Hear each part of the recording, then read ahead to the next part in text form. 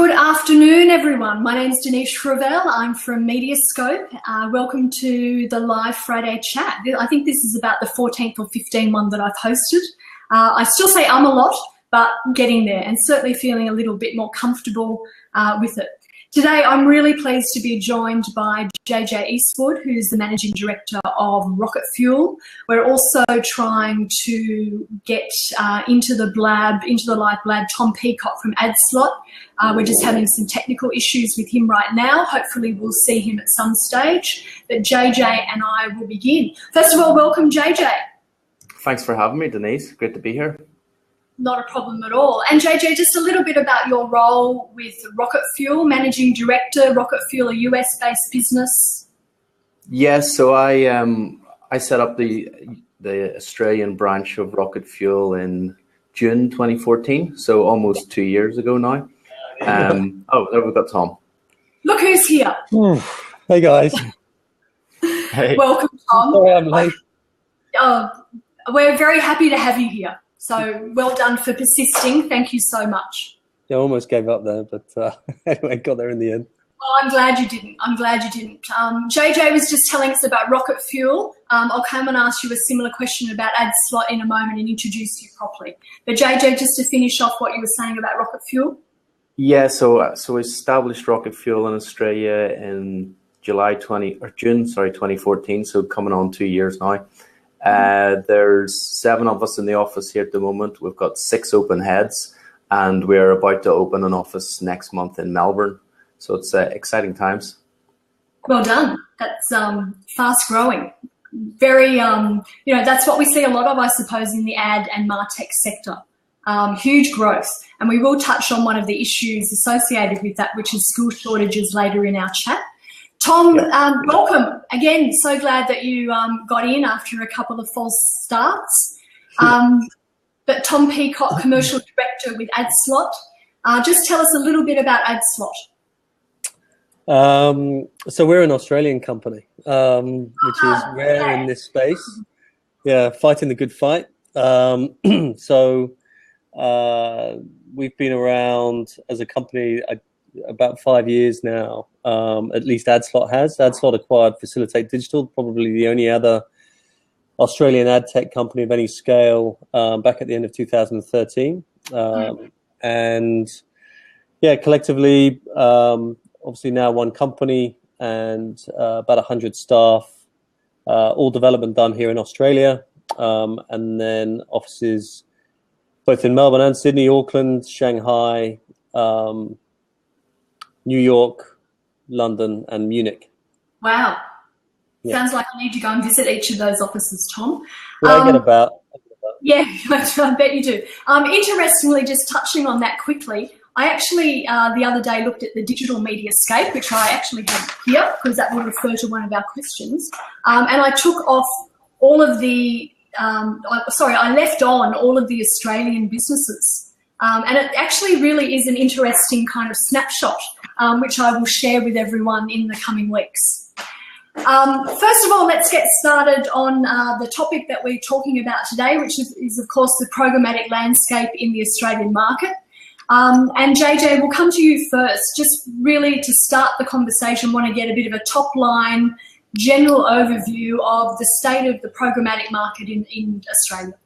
JJ, we'll go to you first.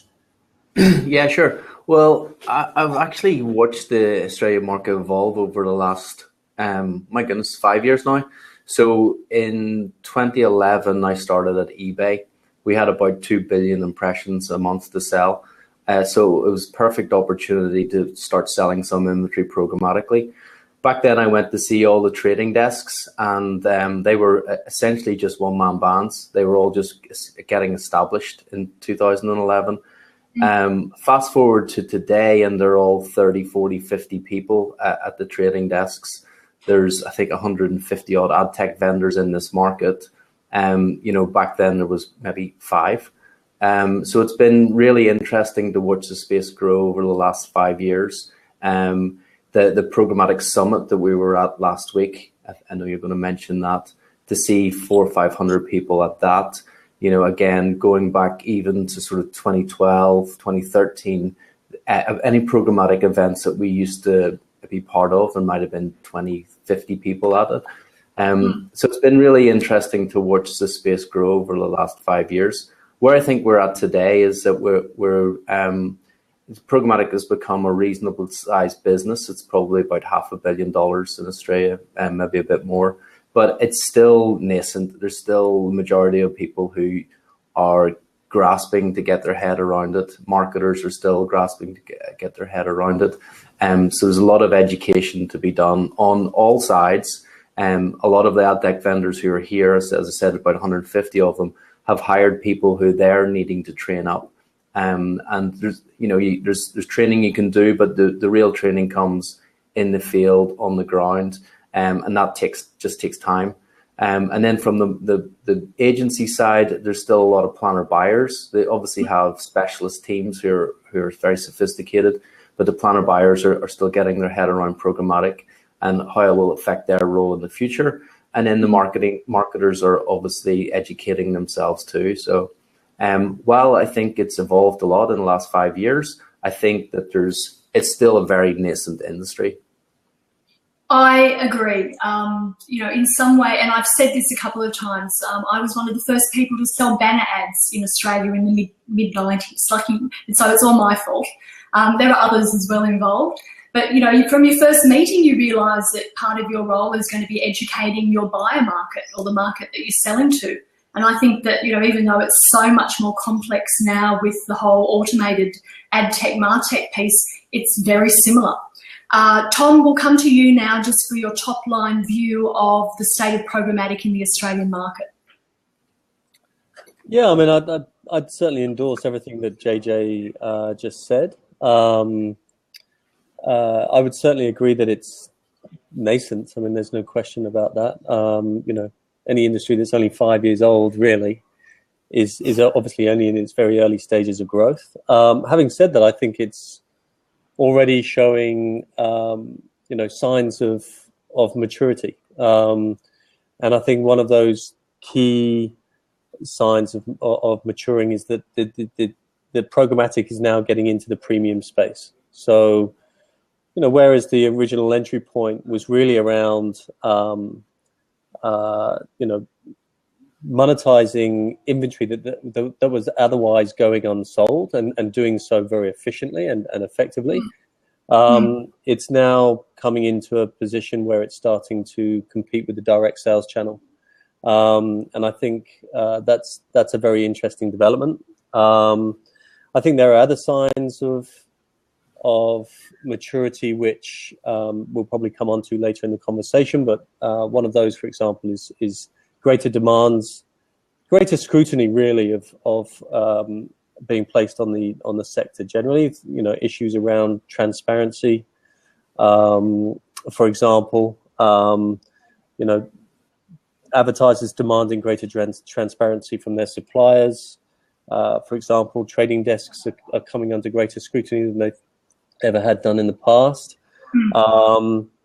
And I think another key sign of maturity is the major advertisers who can are looking to take some of this capability in-house, or engaging with their suppliers on more of a hybrid model, where the trading desk runs a trading desk, but it's specifically for that advertiser. Telstra is the obvious example for that. But then, I think CBA was the first major bank to take this kind of capability in-house, and it's very clear that other banks have either done the same already or are in the process of doing the same. So if a client is very data rich, then they're looking to take greater ownership, and of course, that is really significant because it potentially disintermediates the trading desk or the agency. That old model is under threat. Under threat. I mean, yes, agencies, I think, have a lot of work to prove their value in a market where, you're right, clients are increasingly coming in direct. I also see, businesses like perhaps PricewaterhouseCoopers, Ernst & Young, Deloitte, and some of those big traditional, perhaps, accountancy firms starting to offer advice to marketers, and perhaps in the place of media agencies as well. So you're right, a very interesting landscape. And I agree, nascent, that nice word that JJ used.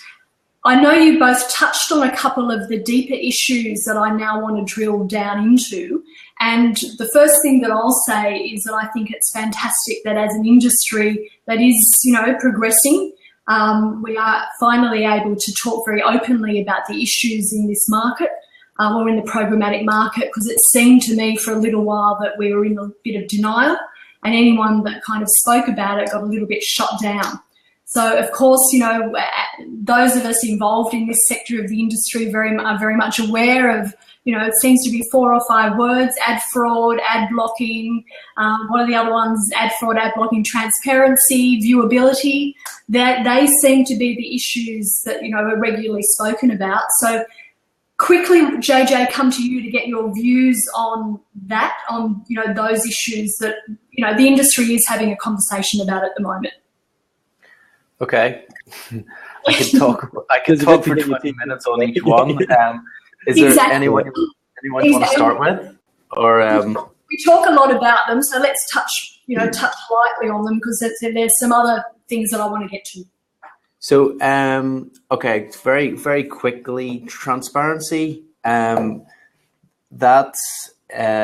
is an interesting one that has been popping up, pretty much from day one. I think a lot of people have got mixed up about transparency. Initially, in the early days, they were talking about transparency around the sites that they ran on. So a lot of vendors weren't providing the clients back with the details of where exactly their ads were run. I think that is pretty much a prerequisite these days. There's very few vendors who still won't report back on exactly where sites are running, where the ads are running. Another part of transparency is the open cost model of transparency. And there's obviously a few trading desks that don't disclose their margins. And that's really up to them. So they're a couple of issues that get discussed. I think all the DSPs in the market, if you're going to sign a self-serve deal with a DSP, say like Rocketfuel, for example, that's the number one thing that we negotiate with the client is the price that they'll pay, and it's fully transparent. And they obviously have access to the platform. They can see exactly where the ads are going to run. So transparency isn't something that we really come up with as an issue on day to day. So when you call brand safety and bot fraud, again, they're two very different. They're problems, but they're different problems. Brand safety is just having ads running on unfavorable sites. And I think working with the global players that have become standardized across the world, like IAS and Moat, that is given clients a level of comfortability that they haven't had before. And one thing I think is interesting is what we're starting to see is that the clients are actually bringing those vendors into their buildings, having presentations, getting a deep dive into their products, just to give them extra, I'd say an extra layer of protection around both brand safety and bot fraud.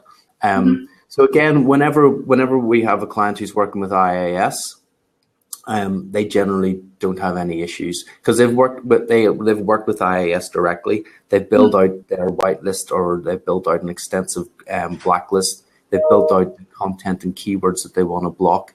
So they've got a lot of measures with IAS.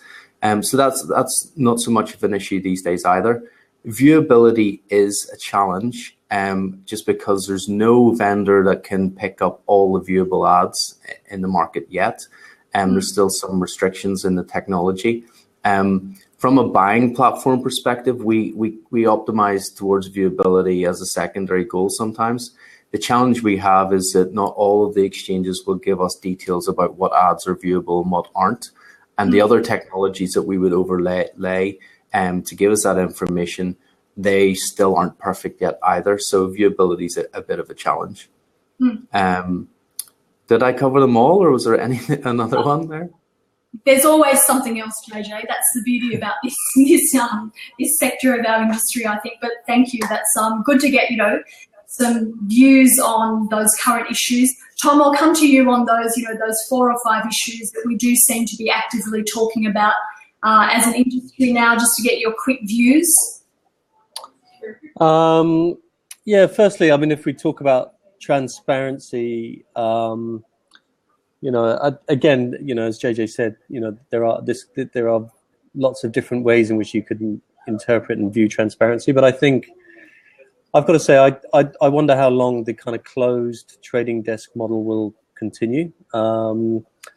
I think it was raised actually at the Programmatic Summit, and I think that someone made the point that fundamentally, I think advertisers want their agencies to act as agents and not as principals, and I think there is a very strong argument that they lose their objectivity, with that shift in positioning, and of course, advertisers don't like the idea of spending any more money than they have to. So I wonder about that. I think that may be a model that has a relatively short lifespan, but we'll see. I think with viewability,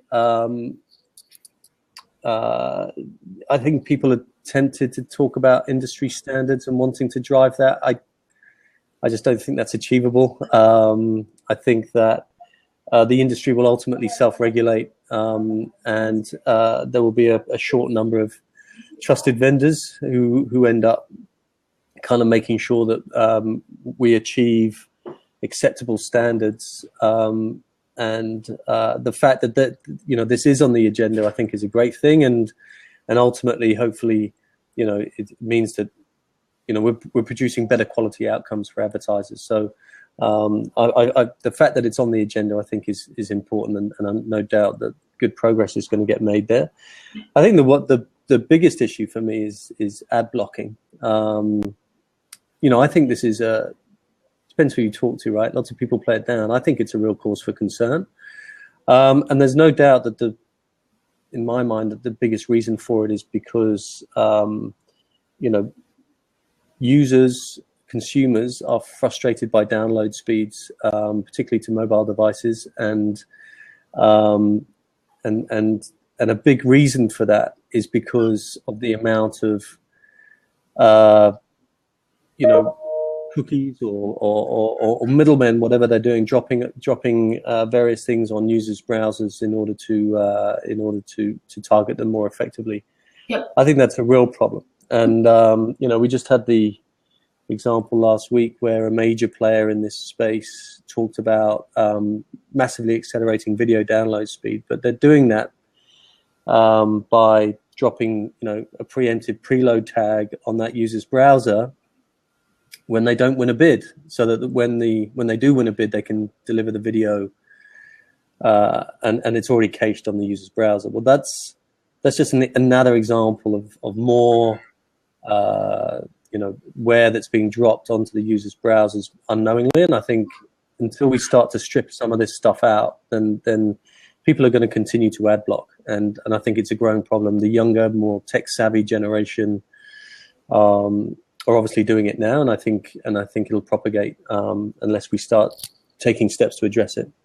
And that's really interesting, Tom. I mean, you're right. It was a discussion or something. Ad blocking was something that was touched on at the Programmatic Summit.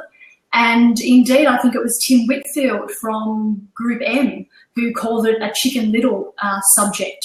So yes, there is a couple of different opinions about the size of, I suppose, ad blocking in the Australian market. I've heard anywhere from 5% up to much larger. As you said, that will play out in its own way. Yeah, I mean it's 5% across the total audience, right? But it's amongst a key audience. And this is ad blocking at its very early stages. I mean, really, it's only in the last 12 months, right, where applications have been released to the general market that enable this much more easily for users. Yeah. On mobile devices in particular, and I think we're at the very early stages of it's early adoption, right? I think it'll grow when people opt out. Yeah. Exactly. Let's move on now, and thank you both for covering those. I want to move on now to something else that was touched on a little in the Programmatic Summit, but perhaps we can get a little bit more in depth here. And, you know, again, showing my digital MediaScope as the example of the or the digital media market in Australia. And I will say that this digital MediaScope started in 2010. I clearly had absolutely no idea what I was getting myself into, as the market has progressed enormously, and this slide certainly keeps me on my toes. And of course, the programmatic workflow MediaScope right there. Thank you, JJ, for your ongoing support of this MediaScope. It obviously all keeps me very busy, so it's nice to have some industry support for them. The thing I want to talk about, and I know the players in this, it changes pretty constantly. But the thing I want to talk about, and was touched on at the Programmatic Summit, is the layers involved in the programmatic process. Are there too many? Is it becoming too complicated? Where is all the money going? Are there too many pieces in the process that are taking too much money out? The other thing I want to talk about is, the Australian market, as a market, can we sustain all of these businesses going for, I think JJ, you touched on the size of the market in Australia. It just can't sustain all of these businesses, surely. Want to get your views on that. JJ, we'll come to you first. Okay. Sorry, forgot me. Well, look, the only way it's sustainable is if the industry continues to grow very quickly. Whether or not there's too many people in the mix, it's a good question, but it's not that the actual services that they provide need to go away. It's probably there's too many vendors within each of those services, if that makes sense. We have there's a slide that we present, and it's talks about the programmatic ecosystem that Rocketfuel plugs into. And there's one interesting thing that I've noticed over the last 12 to 18 months, and it's really been that within each of the sections of the slide, there's multiple vendors. And what I've noticed over the last 18 months is there's quite a few vendors that have really stepped out away from the pack. And, to give you an example, with go back 18 months and we had 22 brand safety and fraud detection companies that we had to integrate with. Today, all the talk is about IAS or Moat, which is good because. And can I just say IAS, Integral Ad Science, just for those that sorry. Yes, another acronym. Integral Ad Science. Yes. So Integral Ad Science and Moat have really sort of stepped up the game and sort of been recognized as the global standard for both brand safety and bot detection. But that's just one example of the various different businesses that we would integrate with. In terms of DMPs, there's a few that have really stepped up from the others. In terms of tag management solutions, you could go right down the board the whole way through the ecosystem. There's players that have stepped ahead of the rest, and that's probably a trend that we're going to continue to see. I agree. But interesting point that, it's almost like, okay, the cream is rising to the top within each of those categories. Tom, your view on a crowded market, what will we see consolidation and the process steps in programmatic? Is that, are we going to see some changes there? Yeah, I think consolidation is very, very likely. Yeah, those players that will remain will be those that are really able to compete effectively in the premium space as well. So all types of inventory, but particularly the premium space, because that's where the bulk of the money is. So I think. We've obviously seen the likes of Rubicon, Google, AppNexus. They're all making significant strides towards operating in the more premium area. And I think that positions them particularly well, because that's where the bulk of the market still resides. So what happens? I think we can pretty much bank on those guys being around. We operate in the premium space, and I think that gives us excellent opportunity as well. What happens outside of that, I don't know. Yeah, but I think there will inevitably be consolidation. Yeah. Good. That keeps me on my toes for the digital mediascape and the programmatic mediascape. Thank you. But maybe actually, what I found is that there's new categories coming in to support, the digital media landscape. So particularly lately, it seems to be influencer marketers, customer service seems to be the big thing. Am I echoing a little bit? Can't hear you. You just dropped out there for a second. Yeah. All right. Hopefully that's all correct. Sounds like it was a bit. Tom, we might stay with you. I really wanted us to drill down a little bit more to Adslot, the services that you provide. Adslot what, sorry? Adslot and the services that you provide, particularly as a business that deals more with publishers, and what you're seeing from that side of the market. Well, I think Adslot's proposition is rather different to the majority of other players in the programmatic space, because we operate purely in what we call, and what the industry, I'm pleased to say, is increasingly calling automated guaranteed. And so our technology stack is not exchange-centric. Our technology stack plugs directly into the publisher's ad server. And there are some key benefits to that, not least that the direct relationship between the buyer and the seller is retained. All of the efficiencies associated with automation are introduced, but I think most critically is that we operate purely in the forward guaranteed market, and the forward guaranteed market. Right now, this may change, but the forward guaranteed market is of vital importance to both buyer and seller. Adslot is a little bit different also in the sense that we have a position very much on both the buy and the sell side.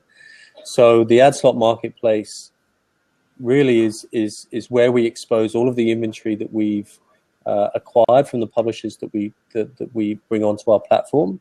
And that marketplace is now plugged into our Symphony platform, which is the workflow and trading solution used by 65% of the agency market in Australia, and a similar percentage in New Zealand, and growing in both markets. So we have Group M on platform, OMD, Starcom, Icon are just in the process of rolling out. So that means that for the publishers that we bring onto platform, we plug them directly into what is somewhere in the region of about $750 million of demand, all operating on a forward guaranteed basis, whilst they also continue to retain that direct relationship, which they value so highly, and both parties have invested in so considerably for many years. So what that means for the conversations that we have with publishers is that we very rarely have an unsuccessful conversation with a publisher. They believe that they need automation, but they also want to preserve those relationships. And of course, they want to plug their supply directly into a very large pool of demand.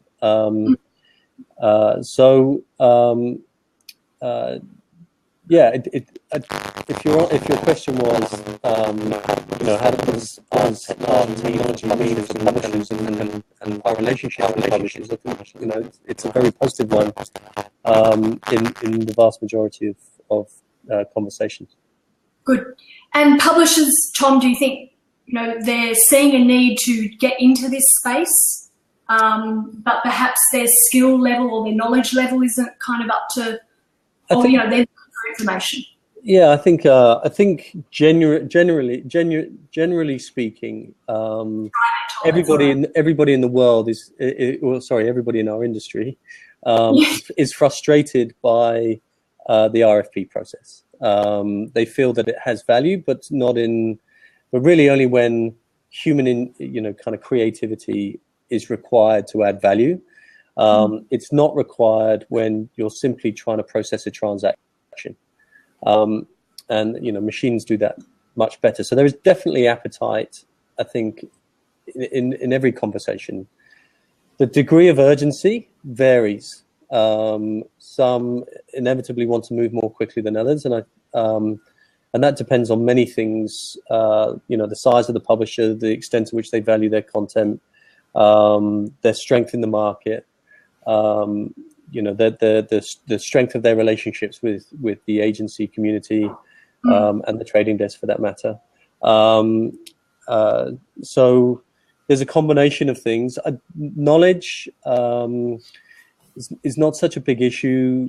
I don't think it's the same issue on our side as it is for other forms of programmatic, because the setup, once products are set up in platform, that they're in perpetuity. That means that they can be managed, by one or two people inside that business who are already tech savvy, and to be honest with you, we do a lot of that heavy lifting for them anyway.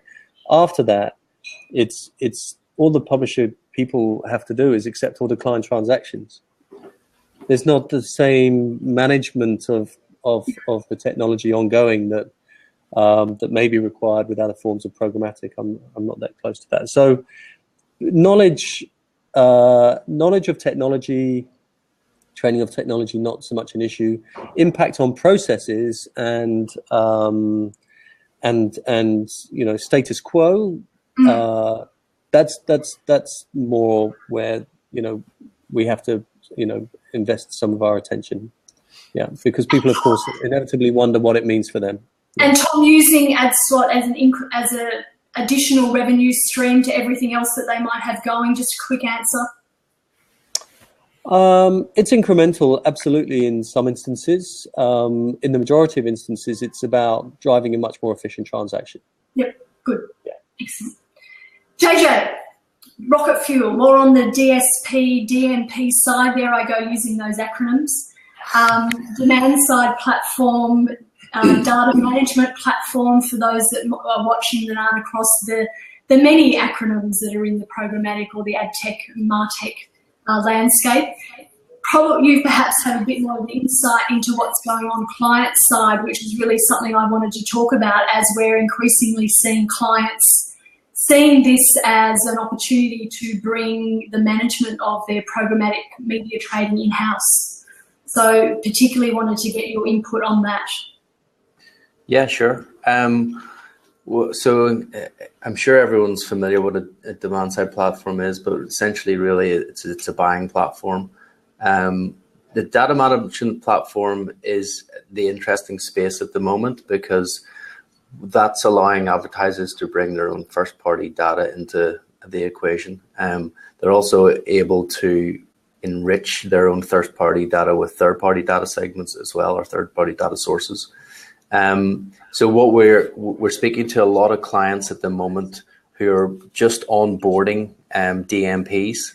They're building segments and they're starting to run trials. So that would be them bringing programmatic in-house, if you like. But generally, we find that they're either advised or helped or serviced by their agency and their trading desk. So it's as Tom mentioned earlier, you've got some pure plays like CBA, and there's a couple of others who are looking into that. But there's others like Telstra who have gone down the route where I'm not 100% sure how they've negotiated the contracts, but Telstra probably negotiated the contracts directly, and then they have their agency manage those vendors. But yeah, the data management platform, I think that is why people might bring it in-house, because when they're starting to bring their own first-party data into the equation, it's something that they feel a lot more comfortable keeping in-house. So that's a trend that we're seeing locally and globally. And that trust issue, of course, with your data, clients keeping their data to themselves. Yeah, there is that. I think it's also the fact of just when you go through a process, say it's a financial institution, of onboarding a data management platform, there's so many layers of security checks that you need to go through. There's so many processes that need to go through. It can be quite an extensive process. To add another third party into the mix and have access and control of that data, I think that could add more complexities than, bringing programmatic in-house. Good, excellent. Let's move on now to two topics that I think are inhibitors to the growth of this sector in the Australian market and probably in any market. And it is, the first topic I'll bring up is something that is brought up everywhere throughout the industry, which is that, of course, of skill shortages. So I wanted to get your views on both of those. But the other area that I think is now starting to be increasingly spoken about as an inhibitor to the growth and success of the programmatic and digital trading sector is creative. So if we now have the technology that is advancing and getting a lot better, albeit still nascent, as JJ said, but is making vast improvements. If we are able to now target right audience, right time, right geographic area, and really that tight, very almost surgical type targeting of an audience, then the creative also needs to match that targeting ability. And that's where I see the piece of the puzzle currently falling down a little. So skill shortages and creative. Tommy, if I can come to you first just to get your views on those two topics quite quickly. We're running a little bit over, okay. So quite quickly. Skill shortage, I'm not sure. I mean, my only comment on this is that I just don't think it's that hard. People can be taught these things. As JJ said, trading desks have blossomed hugely over the past few years, and those people have got up to speed very quickly. I just think if you hire intelligent people and you teach them properly, they'll pick up the skills. So I don't see that's a problem personally. Creative, this kind of stuff. Maybe my knowledge is a bit rusty here, but I think this technology has been around for a while. It just hasn't been used properly. So,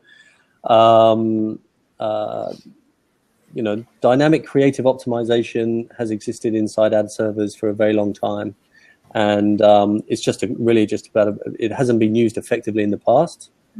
Maybe it's going to have a rebirth and people will start using it properly. But, that will require, I think, much more efficient processes and a better way of working between advertisers and creative agencies and their media agencies than may have existed in the past. I think,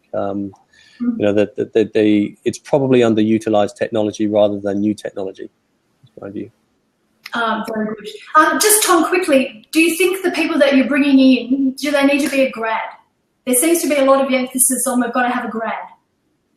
And I'm kind of out there saying we don't really, it's great, but we just want someone who wants to do this. They don't have to be a grad to fit that profile. No, I'd hire smart people who want to learn. That's got nothing to do with whether they're a grad or not, in my view. They've just got to be hungry and intelligent people. That's it. Yeah. JJ, sorry, did I cut you off? You were about to go. No, not at all. It'd probably be a lot more interesting if I went, I disagree with Tom on everything. I agree. I agree 100% on both. In terms of skill shortages, I haven't even advertised the last 3 roles.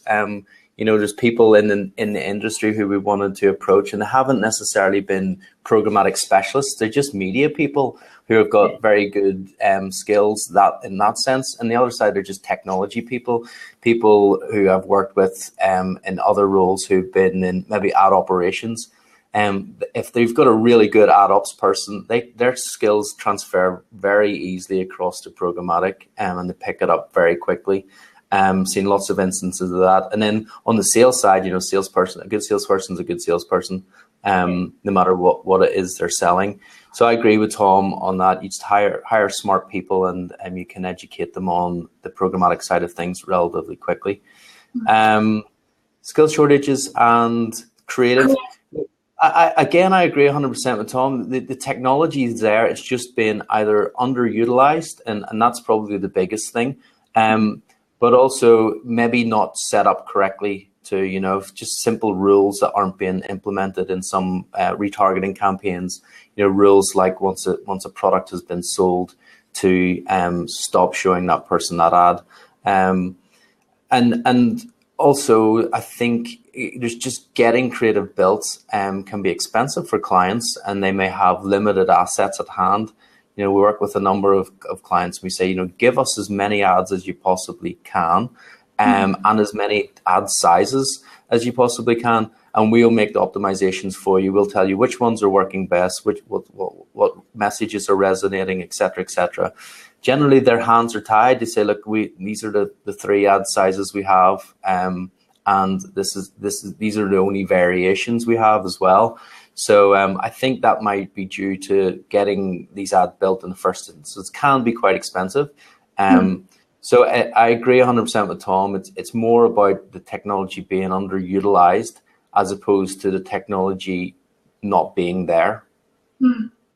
Exactly. And I'm thinking that that's perhaps partly a role that I can play with some of the creative agencies. Watch this space. I'm certainly having some conversations in the market just to make them a little bit more aware of the capabilities that this technology can offer them, or the potential that this technology can offer them. So that's kind of exciting. Interesting that neither of you think that we necessarily need a grad. Just out of interest, JJ, when you get your person in that you haven't had a problem finding, which I'm really pleased to hear about, do you have a set sort of training program that they go through once they arrive at Rocketfuel, or is it just basically sit down and we'll kind of all show you the ropes? It depends on the role. So obviously the more technical roles, there's a set process that they go through. Generally we'll fly them over to the UK and spend some time with our ops or analytics team. That could be 2 to 3 weeks depending on the role. From a sales perspective, though, it is more about just learning from us. So we go through all the collateral that we have. There's lots of videos that they watch about the different products that we have. And then it's really getting out in the field, generally with someone to support them and help answer the technical questions. But yeah, it varies on the role. Yeah, very good. Thank you both. I think that kind of covers the programmatic chat that we were planning this afternoon. So now to finish up, I just want to touch on the news of our Media Week.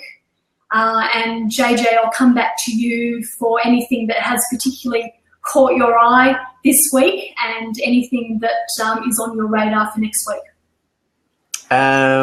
This week. Can't remember. Well, I thought it was quite interesting news to hear that that Facebook they're scaling back their plans to launch a DSP. I think a lot of the talk would indicate that, or would lead you to believe that they're culling their plans to launch a DSP altogether, but I don't think that's the case. I think it's going to roll out a bit slower than initially anticipated. So that was interesting. And who knows what next week's going to bring, Denise. That's part of the fun of what we do, JJ. Hopefully the big story next week will be the announcement of our new sales director. Very good. I look forward to hearing about that and, of course, helping you promote that to market. Tom, this week, anything particularly caught your eye and anything on your plans or agenda for next week? I thought what was interesting, it was actually an announcement this morning, was that Signal have appointed Michael Twomey. Yes. How do you Twomey? I can't pronounce it. Was it even Toomey? Anyway, who knows? Well, I'll ask him. You probably know, JJ. I think it's an Irishman. Right, so we'll ask But yeah, I think that's very interesting, and I think this is what it points to as a new wave of programmatic, where third-party data with very rich sources of third-party data can be used to target actual individuals rather than profiles. That's clearly the direction that they're going in, and I think that's going to be very interesting to see how that unfolds. The Flybys data is, of course, an incredibly rich data set, and the fact that Signal are investing in that and hiring Michael, shows how much belief they have in the potential of that data, in that particular way. So I think that's a very interesting development. Next week, trying to wrap up this week, but no, we're now, I think the interesting thing that I'll be working on next week is that is an RFI from a major tier 1 trading desk in the US, probably the first RFI of its nature, specifically looking at programmatic guaranteed. So again, an indication of maturity, and let's hope that goes well for us. But yeah, I think that's obviously a major development and a very interesting one. Good luck, Tom. Keep us posted on the success there. Again, haven't announced anything, any good news. I just want to quickly touch on my week. Another busy week again, and for those who subscribe to the MediaScope newsletter, which is 2,500 subscribers. Very luckily, received this companion to the Australian during the week, which is, look at it, very jam-packed history of media in the Australian market. Yeah, I've got that book. Oh, do you? Yeah, I've got it. Yeah, I bought it. I don't know why I bought it for some research. I think I opened it once. I should. I hope you get more out of it than I have. But, I think it's got the potential to be a very good book. Yeah. I just haven't had the fun. Yeah, it didn't have what I wanted in it. Being a media junkie, I'm always thrilled to get things like that. So thank you to Bridget from Macquarie University for sending that down to me.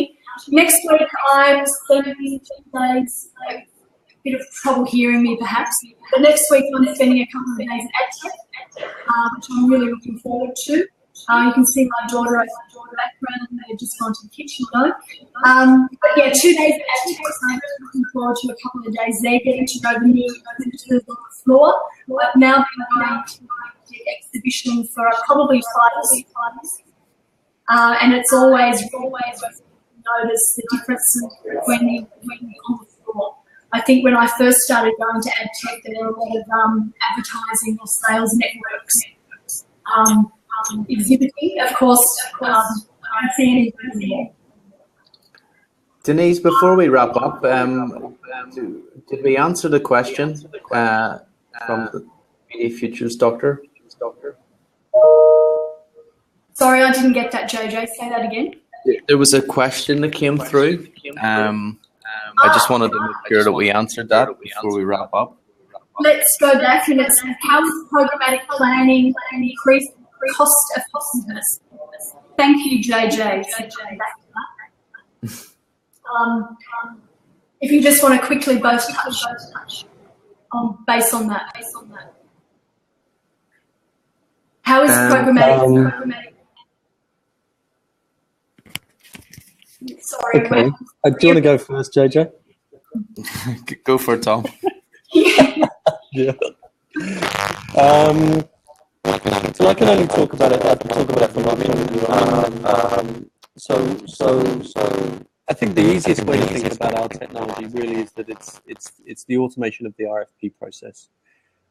We conducted some research globally, a global piece of research about 4 years ago.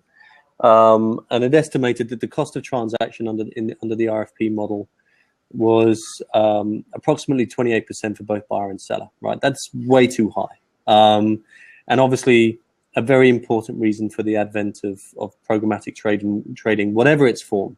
You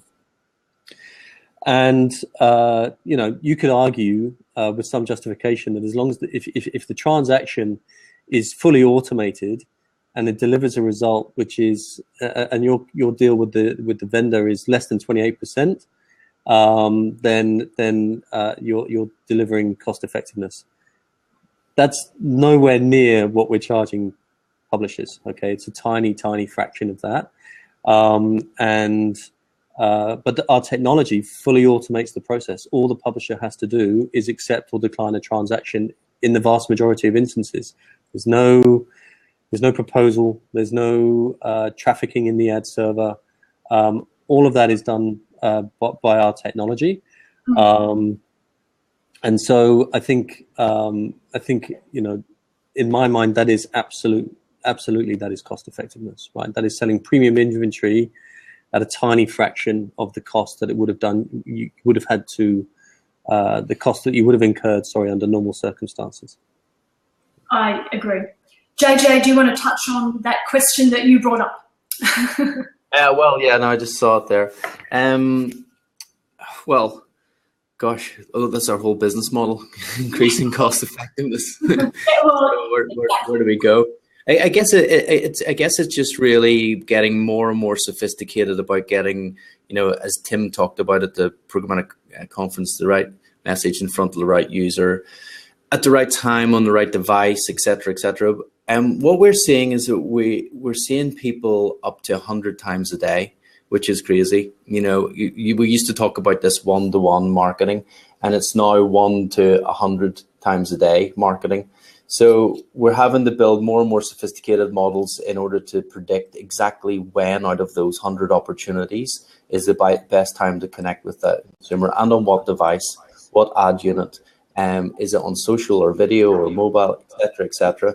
So what we're doing, we've got over 200 developers who are continually building out the AI models at Rocketfuel. They've been doing the same things for 8 years now. And that will just continue to increase the effectiveness, not just of their digital display, but also making the automated decisions about the right channel as well. And that's something that has traditionally been booked and planned and bought in silos. So I think that is definitely increasing the effectiveness of programmatic as a whole, being able to pick the right channel as well as the right moment. Excellent. Thank you both so much for joining in this afternoon, and also thank you to those who are watching live. This blab will be up on the MediaScope site later this afternoon, and I'll also put it up on LinkedIn, a replay of our talk this afternoon. But Tom Peacock from Adslot, thank you so much for joining us this afternoon. Your input's been really valuable and appreciated. Thank you, pleasure. And JJ, thanks so much for joining us as well. My pleasure, thanks for having me. From Rocketfuel, of course. Thanks everyone for coming along. Thanks for supporting MediaScope.